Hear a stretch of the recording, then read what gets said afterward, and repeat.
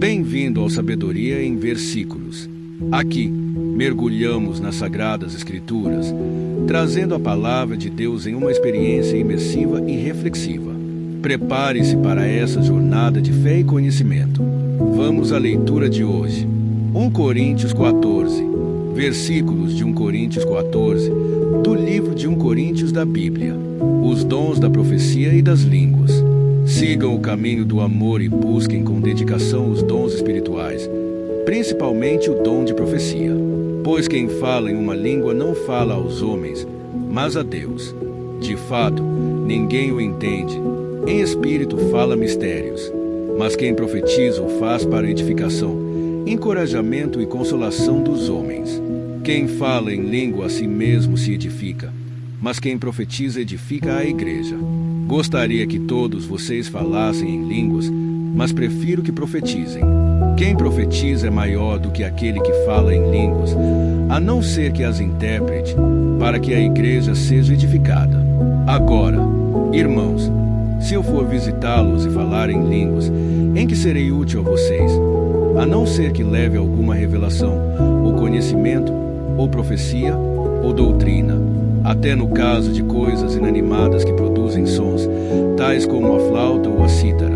Como alguém reconhecerá o que está sendo tocado, se os sons não forem distintos? Além disso, se a trombeta não emitir um som claro, quem se preparará para a batalha? Assim acontece com vocês. Se não proferirem palavras compreensíveis com a língua, como alguém saberá o que está sendo dito? Vocês estarão simplesmente falando ao ar. Sem dúvida, há diversos idiomas no mundo, todavia, nenhum deles é sem sentido. Portanto, se eu não entender o significado do que alguém está falando, serei estrangeiro para quem fala e ele será estrangeiro para mim. Assim acontece com vocês. Visto que estão ansiosos por terem dons espirituais, procurem crescer naqueles que trazem a edificação para a igreja. Por isso, quem fala em uma língua, ore para que a possa interpretar. Pois, se oro em uma língua, meu espírito ora, mas a minha mente fica infrutífera. Então, que farei? Orarei com o espírito, mas também orarei com o entendimento. Cantarei com o espírito, mas também cantarei com o entendimento. Se você estiver louvando a Deus em espírito, como poderá aquele que está entre os não instruídos dizer amém à sua ação de graças, visto que não sabe o que você está dizendo? Pode ser que você esteja dando graças muito bem, mas o outro não é edificado. Dou graças a Deus por falar em línguas mais do que todos vocês. Todavia, na igreja prefiro falar 5 palavras compreensíveis para instruir os outros a falar 10.000 palavras em uma língua. Irmãos, deixem de pensar como crianças. Com respeito ao mal, sejam crianças, mas, quanto ao modo de pensar, sejam adultos, pois está escrito na lei: por meio de homens, de outras línguas, e por meio de lábios, de estrangeiros, falarei a este povo, mas, mesmo assim, eles não me ouvirão, diz o Senhor. Portanto, as línguas são um sinal para os descrentes, e não para os que creem. A profecia, porém, é para os que creem, não para os descrentes.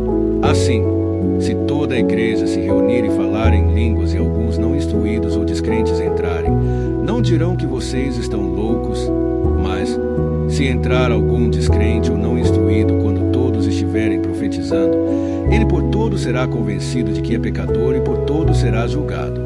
E os segredos do seu coração serão expostos. Assim, ele se prostrará, rosto em terra, e adorará a Deus, exclamando: Deus realmente está entre vocês. Ordem nas reuniões da igreja. Portanto, que diremos? Irmãos, quando vocês se reúnem, cada um de vocês tem um salmo, ou uma palavra de instrução, uma revelação, uma palavra em uma língua ou uma interpretação. Tudo seja feito para a edificação da igreja. Se, porém, alguém falar em língua, devem falar 2, no máximo 3, e alguém deve interpretar. Se não houver intérprete, fique calado na igreja, falando consigo mesmo e com Deus. Tratando-se de profetas, falem 2 ou 3, e os outros julguem cuidadosamente o que foi dito. Se vier uma revelação a alguém que está sentado, cale-se o primeiro, pois vocês todos podem profetizar, cada um por sua vez, de forma que todos sejam instruídos e encorajados. O espírito dos profetas está sujeito aos profetas, pois Deus não é Deus de desordem, mas de paz. Como em todas as congregações dos santos, permaneçam as mulheres em silêncio nas igrejas, pois não lhes é permitido falar, antes permaneçam em submissão, como diz a lei. Se quiserem aprender alguma coisa, que perguntem a seus maridos em casa, pois é vergonhoso uma mulher falar na igreja. Acaso a palavra de Deus originou-se entre vocês? São vocês o único povo que ela alcançou. Se alguém pensa que é profeta ou espiritual, reconheça que o que estou escrevendo a vocês é mandamento do Senhor. Se ignorar isso, ele mesmo será ignorado. Portanto, meus irmãos, busquem com dedicação o profetizar e não proíbam o falar em línguas. Mas tudo deve ser feito com decência e ordem. 1 Coríntios 15, versículos de 1 Coríntios 15, do livro de 1 Coríntios da Bíblia. A ressurreição de Cristo. Irmãos, quero lembrá-los do evangelho que preguei a vocês, o qual vocês receberam e no qual estão firmes. Por meio deste evangelho vocês são salvos, desde que se apeguem firmemente à palavra que preguei. Caso contrário, vocês têm crido em vão. Pois o que primeiramente lhes transmiti foi o que recebi, que Cristo morreu pelos nossos pecados, segundo as Escrituras. Foi sepultado e ressuscitou no terceiro dia, segundo as Escrituras. E apareceu a Pedro e depois aos 12. Depois disso apareceu a mais de 500 irmãos de uma só vez, a maioria dos quais ainda vive, embora alguns já tenham adormecido. Depois apareceu a Tiago e, então, a todos os apóstolos. Depois destes apareceu também a mim, como a um que nasceu fora de tempo, pois sou o menor dos apóstolos e nem sequer mereço ser chamado apóstolo, porque persegui a igreja de Deus. Mas, pela graça de Deus, sou o que sou, e sua graça para comigo não foi inútil. Antes, trabalhei mais do que todos eles. Contudo, não eu, mas a graça de Deus comigo. Portanto, quer tenha sido eu, quer tenham sido eles, é isso que pregamos, e é nisso que vocês creram, a ressurreição dos mortos. Ora, se está sendo pregado que Cristo ressuscitou dentre os mortos, como alguns de vocês estão dizendo que não existe ressurreição dos mortos? Se não há ressurreição dos mortos, nem Cristo ressuscitou. E, se Cristo não ressuscitou, é inútil a nossa pregação, como também é inútil a fé que vocês têm. Mais que isso, seremos considerados falsas testemunhas de Deus, pois contra ele testemunhamos que ressuscitou a Cristo dentre os mortos. Mas, se de fato os mortos não ressuscitam, ele também não ressuscitou a Cristo. Pois, se os mortos não ressuscitam, nem mesmo Cristo ressuscitou. E, se Cristo não ressuscitou, inútil é a fé que vocês têm, e ainda estão em seus pecados. Neste caso, também os que dormiram em Cristo estão perdidos. Se é somente para esta vida que temos esperança em Cristo, somos, de todos os homens, os mais dignos de compaixão. Mas de fato Cristo ressuscitou dentre os mortos, sendo ele as primícias entre aqueles que dormiram. Visto que a morte veio por meio de um só homem, também a ressurreição dos mortos veio por meio de um só homem. Pois, da mesma forma que em Adão todos morrem, em Cristo todos serão vivificados. Mas cada um por sua vez, Cristo, o primeiro, depois, quando ele vier, os que lhe pertencem. Então virá o fim, quando ele entregar o reino a Deus, o Pai, depois de ter destruído todo domínio, toda autoridade e todo poder. Pois é necessário que ele reine até que todos os seus inimigos sejam postos debaixo de seus pés. O último inimigo a ser destruído é a morte, porque ele tudo sujeitou debaixo de seus pés. Ora, quando se diz que tudo lhe foi sujeito, fica claro que isso não inclui o próprio Deus, que tudo submeteu a Cristo. Quando, porém, tudo lhe estiver sujeito, Então o próprio Filho se sujeitará àquele que todas as coisas lhe sujeitou, a fim de que Deus seja tudo em todos. Se não há ressurreição, que farão aqueles que se batizam pelos mortos? Se absolutamente os mortos não ressuscitam, por que se batizam por eles? Também nós, porque estamos nos expondo a perigos o tempo todo. Todos os dias enfrento a morte. Irmãos, isso digo pelo orgulho que tenho de vocês em Cristo Jesus, nosso Senhor. Se foi por meras razões humanas que lutei com feras em Éfeso, que ganhei com isso? Se os mortos não ressuscitam, comamos e bebamos, porque amanhã morreremos. Não se deixem enganar. As más companhias corrompem os bons costumes. Como justos, recuperem o bom senso e parem de pecar, pois alguns aqui não têm conhecimento de Deus. Digo isso para a vergonha de vocês. O novo corpo ressurrecto. Mas alguém pode perguntar: como ressuscitam os mortos? Com que espécie de corpo virão? Insensato! O que você semeia não nasce a não ser que morra. Quando você semeia, não semeia o corpo que virá a ser, mas apenas uma simples semente, como de trigo ou de alguma outra coisa. Mas Deus lhe dá um corpo, como determinou, e a cada espécie de semente dá seu corpo apropriado. Nem toda a carne é a mesma. Os homens têm uma espécie de carne, os animais têm outra, as aves outra e os peixes outra. Há corpos celestes e há também corpos terrestres, mas o esplendor dos corpos celestes é um e o dos corpos terrestres é outro. Um é o esplendor do sol, outro da lua e outro das estrelas. E as estrelas diferem em esplendor umas das outras.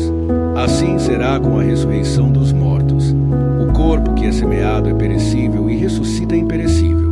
É semeado em desonra e ressuscita em glória. É semeado em fraqueza e ressuscita em poder. É semeado um corpo natural e ressuscita um corpo espiritual. Se há corpo natural, há também corpo espiritual. Assim está escrito: o primeiro homem, Adão, tornou-se um ser vivente. O último Adão, espírito vivificante. Não foi o espiritual que veio antes, mas o natural. Depois dele, o espiritual. O primeiro homem era do pó da terra, o segundo homem, dos céus. Os que são da terra são semelhantes ao homem terreno, os que são dos céus, ao homem celestial. Assim como tivemos a imagem do homem terreno, teremos também a imagem do homem celestial. Irmãos, eu declaro a vocês que carne e sangue não podem herdar o reino de Deus, nem o que é perecível pode herdar o imperecível. Eis que eu digo um mistério: nem todos dormiremos, mas todos seremos transformados. Num momento, no abrir e fechar de olhos, ao som da última trombeta. Pois a trombeta soará, os mortos ressuscitarão incorruptíveis e nós seremos transformados. Pois é necessário que aquilo que é corruptível se revista de incorruptibilidade, e aquilo que é mortal se revista de imortalidade. Quando, porém, o que é corruptível se revestir de incorruptibilidade e o que é mortal de imortalidade, então se cumprirá a palavra que está escrita: a morte foi destruída pela vitória. Onde está, ó morte, a sua vitória? Onde está, ó morte, o seu aguilhão? O aguilhão da morte é o pecado, e a força do pecado é a lei. Mas graças a Deus, que nos dá a vitória por meio de nosso Senhor Jesus Cristo. Portanto, meus amados irmãos, mantenham-se firmes e que nada os abale. Sejam sempre dedicados à obra do Senhor, pois vocês sabem que, no Senhor, o trabalho de vocês não será inútil. 1 Coríntios 16, versículos de 1 Coríntios 16, do livro de 1 Coríntios da Bíblia. A coleta para o povo de Deus. Quanto à coleta para o povo de Deus, façam como ordenei às igrejas da Galácia. No primeiro dia da semana, cada um de vocês separe uma quantia, de acordo com a sua renda, reservando-a para que não seja preciso fazer coletas quando eu chegar. Então, quando eu chegar, entregarei cartas de recomendação aos homens que vocês aprovarem e os mandarei para Jerusalém com a oferta de vocês. Se me parecer conveniente ir também, eles me acompanharão. Pedidos pessoais. Depois de passar pela Macedônia, irei visitá-los, já que passarei por lá. Talvez eu permaneça com vocês durante algum tempo ou até mesmo passe o inverno com vocês, para que me ajudem na viagem, aonde quer que eu vá. Desta vez não quero apenas vê-los e fazer uma visita de passagem. Espero ficar algum tempo com vocês, se o Senhor permitir, mas permanecerei em Éfeso até o Pentecoste, porque se abriu para mim uma porta ampla e promissora, e há muitos adversários. Se Timóteo for, tomem providências para que ele não tenha nada que temer enquanto estiver com vocês, pois ele trabalha na obra do Senhor, assim como eu. Portanto, ninguém o despreze. Ajudem-no a prosseguir viagem em paz, para que ele possa voltar a mim. Eu estou esperando com os irmãos. Quanto ao irmão Apolo, insisti para que fosse com os irmãos visitar vocês. Ele não quis de modo nenhum ir agora, mas irá quando tiver boa oportunidade. Estejam vigilantes, mantenham-se firmes na fé. Sejam homens de coragem, sejam fortes. Façam tudo com amor. Vocês sabem que os da casa de Estéfanas foram o primeiro fruto da Acaia e que eles têm se dedicado ao serviço dos santos. Recomendo, irmãos, que se submetam a pessoas como eles e a todos os que cooperam e trabalham conosco. Alegrei-me com a vinda de Estéfanas, Fortunato e Acaico, porque eles supriram o que estava faltando da parte de vocês. Eles trouxeram alívio ao meu espírito e ao de vocês também. Valorizem homens como eles. Saudações finais. As igrejas da província da Ásia enviam saudações. Áquila e Priscila os saúdam afetuosamente no Senhor, e também a igreja que se reúne na casa deles. Todos os irmãos daqui enviam saudações. Saúdem uns aos outros com beijo santo. Eu, Paulo, escrevi esta saudação de próprio punho. Se alguém não ama o Senhor, seja amaldiçoado. Vem, Senhor, a graça do Senhor Jesus seja com vocês. Recebam o amor que tenho por todos vocês em Cristo Jesus. Amém. Queridos irmãos e irmãs, esses versículos nos lembram da importância de manter o foco no que realmente importa, o Evangelho de Cristo. Paulo nos ensina que a salvação não depende de quem nos lidera ou nos batiza, mas de nossa fé em Jesus. Ao invés de nos apegarmos a líderes humanos ou a práticas que podem gerar divisões, devemos cultivar a unidade em Cristo, sabendo que Ele é o único fundamento da nossa fé e a razão pela qual nos reunimos como igreja. Obrigado a todos e nos vemos amanhã com mais uma palavra de Deus.